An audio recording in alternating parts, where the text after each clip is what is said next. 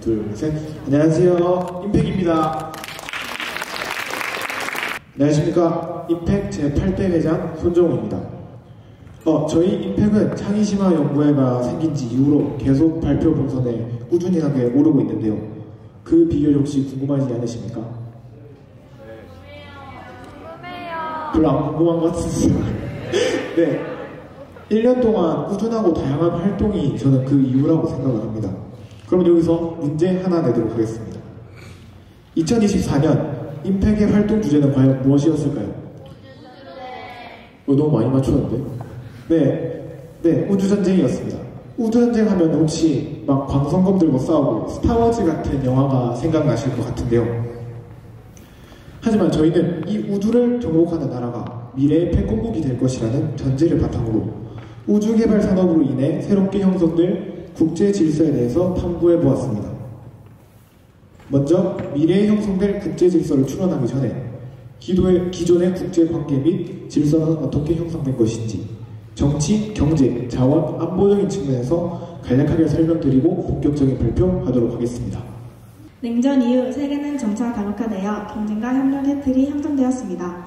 글로벌화와 디지털 혁명이 경제적 상호의존을 강화시키는 한편 정치적 갈등과 자원 확보를 둘러싼 경쟁, 그리고 다양한 비전통적인 안보 위협 또한 국제질서의 틀에 변화를 가져왔습니다. 이를 통해 저희는 오늘날의 국제질서가 정치, 경제, 자원, 안보라는 4가지 중심 요소로 확립되었다는 결론을 내렸으며 이 요소들이 국제질서를 어떻게 형성하였는지 학문적 관점을 바탕으로 설명하고자 합니다. 첫 번째로 정치적 측면에서 설명하겠습니다. 자, 우선 화면의 자료를 봐주시겠습니까? 이 자료는 임팩 아니고요. 에이팩 맞습니다. 이것은 에이팩에 관련된 자료로 동일한 목표를 둔 국가들끼리 동맹을 맺어 국제질서를 유지하는 다자주의의 예입니다. 에이팩 회원국들 중 중국과 대만의 사례를 한번 보시죠. 중국과 대만은 이념의 차이로 인해 대립관계에 있지만 자국의 이익을 우선시하여 에이팩에 가입하였습니다. 이것은 이념보다는 실용을 중요시하는 실용외교의 한 예로 들 수 있습니다. 그런데 이제 국익을 중요시하는 방어적 현실주의도 곁들인 이번엔 회원국들 중에 인도네시아를 한번 보시죠. 이 국가는 경제 성장률과 자원 수용률이 높아 G20에 포함되어 있을 정도로 성장 가능성이 높지만 종교적 긴장과 같이 정치적 안정성이 확보되지 않아 여전히 개발도상국 반열에 있습니다. 즉, 경제적 잠재력이 큰 나라일지라도 안정적인 정치체제가 전제되어 있지 않으면 국가의 성장이 어렵다는 점을 보여줍니다. 이러한 이론에 기반하여 저희는 정치가 현재 국제질서를 형성하는 데 있어 중요한 요인이 되었다고 생각합니다. 다음으론 경제입니다. 이 부분에선 보호무역주의, 현실주의, 그리고 신자유주의에 대해 얘기해보고자 하는데요. 먼저 보호무역주의란 자국 산업이 국제 경쟁력을 갖출 때까지 국가가 국내 산업을 보호하고 육성하면서 국가의 무역에 대해 통제를 가하는 정책입니다. 이에 대한 예시로는 2018년도에 있었던 미중 무역 전쟁을 들 수 있습니다. 미중 무역 전쟁은 미국이 중국과의 전쟁에서 적자가 낮아 중국산 수입품에 높은 관세를 부과하면서 시작된 전쟁입니다. 다음으로는 현실주의입니다. 현실주의는 무정부 상태의 국제관계를 국익과 세력 균형의 관점으로 분석하는 이론입니다.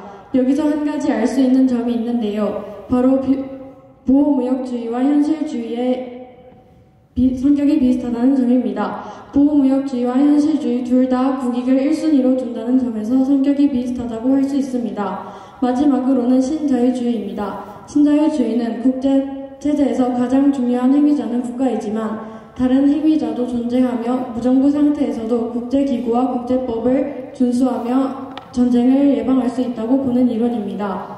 저희는 이러한 이론들은 국가들의 행위의 이유가 되기 때문에 국제질서를 정하는 데 중요한 요인이 되었다고 생각하였습니다. 다음으로 자원에 대해 설명드리도록 하겠습니다. 여러분, 자원민족주의에 대해 들어보셨나요? 네, 대부분 잘 모르실 겁니다. 자원민족주의에 대해 쉽게 설명드리기 위해 제가 사례를 한 가지 가져와 보았는데요. 혹시 전 세계 중 중국이 가장 많은 생산량과 매장량을 보유한 자원이 무엇인지 아십니까? 네, 바로 히토류입니다. 이 자료를 보시면 중국의 히토류 매장량과 생산량은 다른 나라들에 비해 월등히 뛰어나다는 것을 알 수 있는데요. 중국은 이러한 희토류 자원을 경제 보복 수단으로 활용해왔고 올해 10월 1일에는 희토류 관리 조례를 선언하면서 희토류에 대한 소유권을 주장하고 수출을 통제시켰습니다. 희토류 관리 조례란 화면에 나오듯이 희토류가 국가 소유이며 어떤 조직이나 개인도 점유할 수 없다고 규정한 규칙입니다. 이렇게 중국이 희토류에 대한 위협을 더욱 강화하자 세계 각국은 공급망 재편에 나서며 대응하였고 그 중에서 미국은 정부 보조금을 지급하여 미국 내에 정제되어 있던 희토류 산업을 재가동시켜 중국의 위험을 완화하고자 하였습니다. 이렇게 어떤 자원의 소유권을 주장하고 수출을 통제시키며 자국 내 이익만을 추구한다는 것이 바로 자원민족주의입니다. 자원민족주의는 한 국가가 가진 특정 주요 자원을 무기화하여 그 매장지에 대한 소유권을 주장함으로써 세계적인 자원 공급망에 큰 영향을 주기 때문에 국제 질서에서 중요한 역할을 한다고 볼 수 있습니다. 네, 마지막으로 안보 부분에서 현재 국제 질서를 혼입한 두 가지 이론과 그리고 그에 대한 사례를 아주 간단하게 정리해보도록 하겠습니다. 네, 첫 번째 이론은 공격적 현실주의입니다. 이 이론에서는요, 국가가 생존을 위하여 상대적 공격의 최대화를 추구한다는 점을 강조하는데요. 이는 국가별 국방 예산과 군사 친위를 바탕으로 설명할 수 있겠습니다. 미국과 중국을 한번 예를 들어볼까요? 미국 같은 경우는 미국의 국방 예산은 전 세계 군비 지출액의 약 37%, 그리고 중국은 약 12%를 차지하고 있습니다. 그리고 이 자료를 보고 알 수 있듯이 현재 두 국가는 세계 군사력 순위에서 각각 1위, 3위를 차지하고 있습니다. 이를 통해 국방력에 기여하는 정도에 따라 국제 질서가 개선된다는 것을 알 수 있습니다. 네, 두 번째 이론은 상호의존 이론입니다. 이 이론은 국가 간의 상호의존 관계를 설명하는 이론인데요. 이 이론도 이제 현재 국제 관계의 복잡성을 이해하는 데 있어 아주 중요한 역할을 한다고 볼 수 있겠습니다. 2022년 3월 18일 한미 양국은 중국 경제 및 한미 협력 강화를 골자로 한 공동성명을 추진하였습니다. 이 국제 관계에서 양강 체제를 담당하고 있는 미국과 중국이 서로를 견제하기 위해 전 세계를 양분화하여 각각의 동맹을 맺고 있지 않습니까? 미국 측에서는 군사 동맹을 통하여 해양국 간의 의존성을 강화시키고 있고 중국 측에서는 북한 그리고 러시아 및 여러 구소련 국가들과의 지속적인 전략적인 관계를 맺고 이어나가고 있습니다. 즉 정치, 경제, 자원, 안보 등 이 네 관점을 종합하여 본다면 현재 미중 중심의 양강체제에 이들 주변으로 동맹국이 모여있는 형태의 국제 질서가 형성되었다고 정리할 수 있겠습니다. 지금까지 현재 국제 질서를 형성한 요인들에 대해 간략히 알아보았습니다. 이제부터는 본격적으로 우주 대항해 시대의 새로운 국제 질서가 어떻게 재정립될 것인지 추론해 보도록 하겠습니다. 여러분들도 저희의 의견을 경청하면서 저희가 도출한 결론이 합리적인지 아닌지 판단해 주시기 바랍니다. 먼저 정치적 측면에서 설명하겠습니다. 저희 임팩은 우주 산업과 같은 고도의 기술을 개발하고 이를 투자하기 위해서는 반드시 정치적 안정성이 기반이 되어야 한다고 생각합니다. 이 주장에 대한 사례로 이집트는 2011년 아랍의 봄혁명과 그 이후 급격한 정부 교체 및 정치적 불안정이 이어졌는데요. 이는 외국인 투자자나 국내 기업들이 장기적인 투자를 결정하는 데 큰 걸림돌이 되었습니다. 이집트는 자원의 잠재력과 경제적 기회를 가지고 있음에도 불구하고 정부의 일관되지 않은 정책과 경제적 불안정으로 인해 기술 개발과 경제 혁신을 이룰 수 없었습니다. 결국 이집트의 산업화는 지체되었고 고용 창출 등 경제적 성과를 이루는 데 어려움을 겪었습니다. 즉, 한 국가의 정치적 안정성이 전제되어야만 우주 산업과 같은 고도의 기술 산업에 투자가 가능하다는 것입니다. 또한 국가의 정권 교체 주기가 짧을수록 장기적인 프로젝트를 수행하는 것은 어렵다고 생각합니다.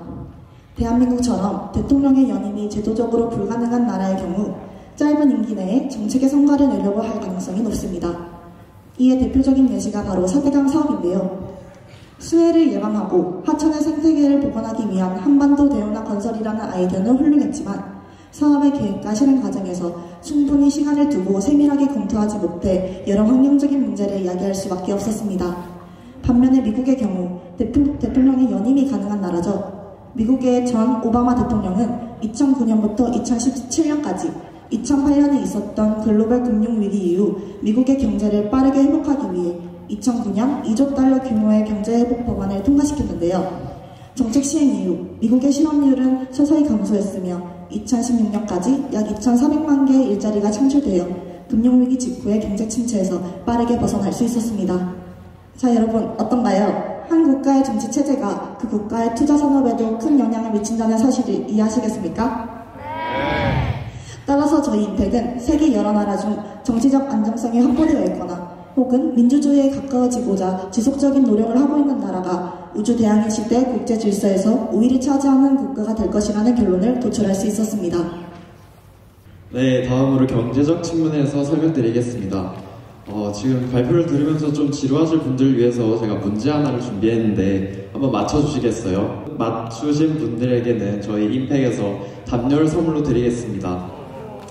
여기 이과분들 많으시니까 단순 계산 정도는 뭐 빨리 하시겠죠? 발사체를 한번 발사하는데 최소 비용은 얼마일까요? 힌트는 1kg당 6만 달러 그리고 최소 100kg은 쏘아 보내야 된다고 합니다. 그럼 최소 비용은 얼마나 될까요? 손? 얼마가 될까요? 600만 달러. 정답입니다. 맞습니다. 축하합니다. 그러면 600만 달러 우리나라 돈으로 얼마일까요? 맞추시는 분 손? 600만 달러 원화로 얼마일까요? 네. 조금 아쉬운데요. 네. 조금만 더. 87억 누구세요? 87억. 정답입니다. 87억. 이처럼 발사체를 한번 쏘아 올리는데 드는 비용이 천문학적인 것을 이제 아시겠나요? 비용뿐만의 문제가 아닙니다. 우주 개발은 고도의 기술력을 요구하기 때문에 여러 국가들은 협력을 통해 막대한 투자 비용을 분담하고 자원을 공유하면서 우주 연구의 데이터 공유를 바탕으로 품질과 연구의 범위를 확장시킬 수 있습니다. 나아가 선진국가의 대표들은 인류 공통의 목적과 과학 교류를 통해 대외 관계를 향상하고 그리고 외교의 수단으로 활용할 수 있습니다. 그렇지만 당연히 협력하는 듯 하면서도 협력을 안 하는 그런 움직임이 있는데요. 대표적으로 사우디아라비아를 예시로 들 수 있습니다. 2019년 3월 아랍에미리트의 14개국이 아랍우주협력그룹을 출범해 협력을 약속했습니다. 그러나 사우디는 한국과 우주 분야 상호 협력 관계를 맺는 등 독자적인 개발에도 착수를 했고 아랍에미레이트 우주청은 한국과학기술정보통신부와 우주탐사와 이용에 관한 협력 양해 각서 개정 합의서에 서명을 했습니다. 두 번째로 말씀드린 내용은 혁신적인 기술을 모방하는 데 걸리는 시간은 단축되었지만 여전히 독자적인 기술을 가진 나라를 따라잡기는 어렵다는 것입니다. 세계 여러 나라들은 우주 분야에서 가장 선진국가로 알려진 미국의 기술을 모방하려는 움직임을 보이고 있는데요. 이는 미국이 1960년대 아폴로 프로그램 이후 우주 탐사, 인공위성 기술, 로켓 개발을 지속적으로 이뤄내며 전 세계 최고 수준의 기술력을 가지고 있고 다른 나라들이 이 기술을 따라가려면 막대한 비용과 시간이 들기 때문에 다른 나라들은 이를 모방하면서 그 시간과 비용을 단축하려는 것입니다.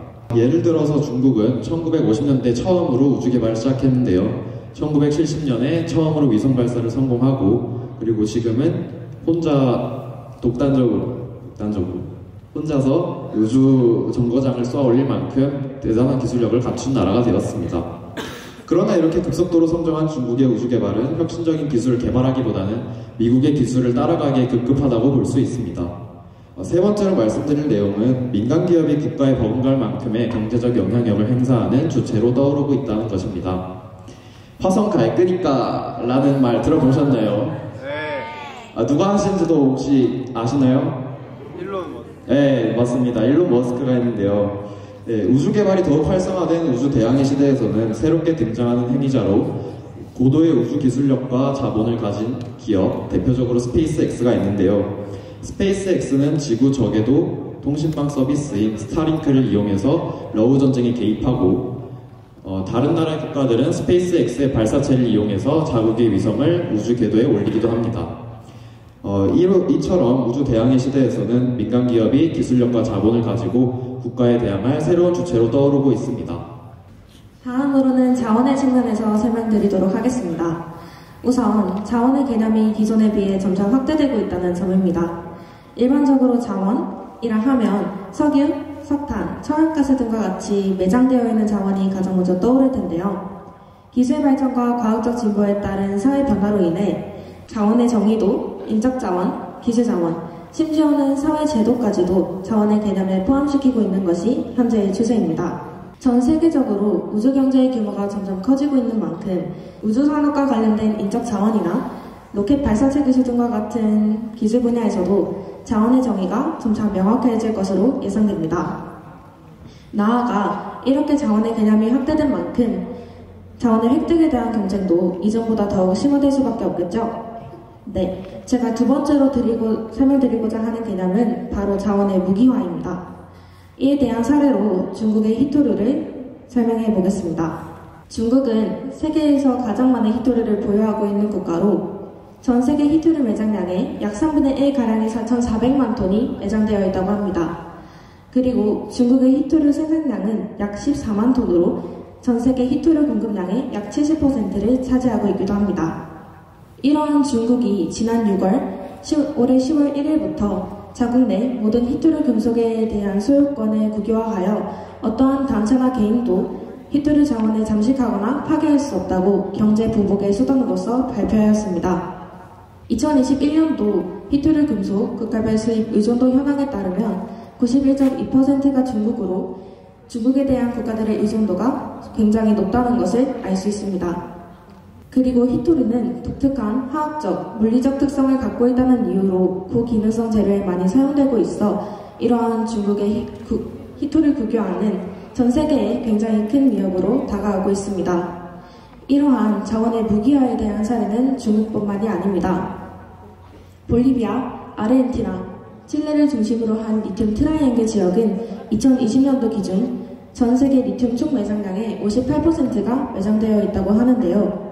이들 세계 국가들은 모두 리튬 개발 산업을 국유화하거나 또는 국영 리튬 기업을 설립하는 등 중국과 비슷한 행보를 보였습니다.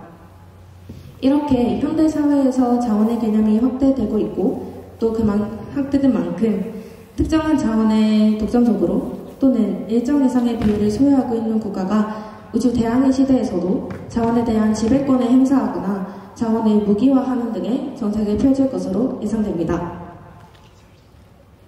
다음으로는 안보의 측면에서 설명해 보겠습니다. 앞선 발표에서 자원의 개념이 확대되었다는 점을 설명했었는데요. 자원의 개념이 확대된 만큼 그것을 지키기 위한 안보의 개념도 확대되는 것이 자연스러운 현상입니다. 이를 신흥안보라는 개념을 통해 설명할 수 있는데요. 우주 대항해 시대에는 특히 기술 자원에 대한 안보의 개념이 강화될 것으로 예측할 수 있습니다. 위의 그래프에 따르면 보시다시피 기술 분야에서 높은 순위를 차지하고 있는 미국과 일본 두 국가 모두 우주안보에 대한 가장 높은 예산을 비중에 두고 있습니다. 이는 미래의 기술 발달에 따른 우주안보의 중요성이 높아질 것을 나타내는 것이며 국방에만 치중하지 않고 안보의 기준을 다양한 방면으로 넓혀가며 이를 강화해야 한다는 점을 시사하고 있습니다. 또한 안보 그 자체도 중요하지만 안보에 대한 회복력 또한 강화될 것입니다. 전 세계가 2019년부터 코로나19 팬데믹 상황을 겪어왔습니다. 전 세계가 처음으로 겪는 경제, 안보, 보건의 붕괴였습니다. 보건의료의 문제가 경제, 사회 분야로까지 연쇄적으로 문제를 야기하여 국가 기능의 마비를 초래하였습니다. 중요한 것은 이러한 안보 위기를 얼마나 빨리 그리고 효율적으로 회복하느냐에 달렸습니다. 한국은 팬데믹에 대한 영향으로 2020년 2분기 GDP 성장률이 3.3% 감소하였고 중국은 마이너스 6.8%까지 하락하였다가 2분기부터 다시 회복하는 추세를 보였습니다. 하지만 중국은 제로 코로나 정책을 시행하면서 월 460억 달러, 채권 보유액이 10억 달러 손실을 입는 등 한국보다 더 큰 피해를 입었습니다. 즉 신흥안보의 개념을 적용하여 국방에만 치중하는 안보가 아닌 다양한 방면을 포함하는 안보의 개념을 이해하고 이에 투자하는 국가, 그리고 안보에 대한 회복력이 강한 국가가 우주대항해 시대에 패권을 먼저 잡을 국가라는 결론을 도출하였습니다. 네, 지금까지 우주대항해 시대의 새로운 국제질서는 어떻게 형성될 것인가에 대해 정치, 경제, 자원, 안보 등 각각의 측면에서 설명을 드렸는데요. 이제는 이를 모두 종합하여 최종적인 결론을 내보려고자 합니다. 저희가 재정립한 우주대항해 시대의 국제질서는 바로 트리 구조입니다. 이 트리 구조에서 볼 수 있는 가장 큰 특징은 바로 여기 보이는 이중 조건선인데요. 이중 조건선은 정치적 안정성과 자원의 독자성이 갖춰져 있는지를 기준으로 구분하는 선이라고 볼 수 있습니다. 왜 하필 자원의 독자성과 정치적 안정성을 기준으로 두었냐? 생각해보시면 단순한 이유입니다. 정치적 안정성이 갖춰져 있어야 경제적 안정성이 갖춰질 수 있고, 자원의 독자성이 갖춰져 있어야 기초적인 안보를 지킬 수 있습니다. 이 이중 조건선을 넘어야만 강대국 반열에 올라갈 수 있는 것이죠. 이 트리 구조를 구체적으로 봐주십시오. 우선적으로 미중 양강 체제의 붕괴가 가장 눈에 띄는데요. 중국을 포함한 러시아, 싱가포르 세 나라의 혹시 공통점을 아시나요? 네, 모르시겠죠? 네, 이게 각 국가들이 독재 정권 혹은 일당 체제가 지속되고 있다는 공통점이 있습니다. 따라서 저희는 중국, 러시아, 싱가포르 같은 독재 정권인 나라들이 민주 정권인 나라들보다 안정성에 관한 위험 요소가 크다고 생각하였습니다. 이를 근거로 미래의 국제 질서는 미중 양강 체제가 무너진 미국의 일당 체제가 될 것이라고 추론하였습니다. 다음은 글로벌 사우스 빅4에 대한 전망에 대해서 설명해 드리겠습니다. 글로벌 사우스란 아시아, 아프리카, 남아메리카 등 남쪽에 위치한 개발도상국 국가들을 총칭하는 단어인데요. 여기서 먼저 보시면 브라질은 자원의 독자성을 가지고 있지만 정치적 안정성을 가지지 못해 중견국 계열에 있습니다. 그리고 인도네시아와 멕시코는 자원의 독자성을 가지고 있지 않기 때문에 역시 중견국 위치에 있는 것입니다. 반면에 인도는 인적 자원이라는 자원의 독자성을 가지고 있고 민주주의라는 정치적 안정성을 가지고 있기 때문에 강대국 반열에 올라갈 수 있는 것입니다. 또한 일본이 현재 국제질서에서 위치하고 있는 자리보다 더 높은 자리에 위치할 것으로 예상이 되는데요. 그 첫 번째 이유는 안보입니다. 일본은 현재 주요국들 중에서도 각국 정부 우주 개발 예산 대비 우주 안보 비중이 가장 높은 나라입니다. 이는 일본이 자원의 독자성을 어느 정도 가지고 있다는 것을 시사합니다. 또한 일본은 현재 우주에서도 우주 강국 위치를 꿰찰 만큼 아주 좋은 시스템을 갖고 있습니다. 국가와 기업 간 시스템이 잘 갖춰져 있기 때문에 국제 질서에서 일본의 위치가 상승될 것으로 예상됩니다. 그렇다면 우주 대항해 시대에 새롭게 떠오를 국가, 즉 라이징 스타는 어디로 꼽을 수 있을까요? 저희 인펙에서는 그 국가를 대만으로 선정을 하였습니다. 대만은 반도체라는 자원의 독자성을 가지고 있지만 중국의 간섭으로 인해서 정치적 안정성을 가지지 못한 상태입니다. 하지만 대만 내에서는 안정적인 정치체제를 갖추기 위한 민주화 운동 같은 다양한 노력들이 일어나고 있습니다. 따라서 이러한 근거를 바탕으로 대만은 우주 대항해 시대에 새롭게 떠오를 라이징 스타로 저희는 선정하였습니다. 우리 대한민국은 우주 대항해 시대를 맞이하여 새롭게 형성될 국제 질서를 미리 파악하고 이에 맞는 적절한 외교 전략, 정치, 경제 정책 등을 펼쳐야 할 것입니다. 지금까지 발표 들어주신 여러분들 모두 수고 많았고 끝까지 준비해주신 우리 구성원들 그리고 선생님들 모두 수고 많으셨습니다. 그럼 이상 임팩트 발표 마치도록 하겠습니다. 감사합니다.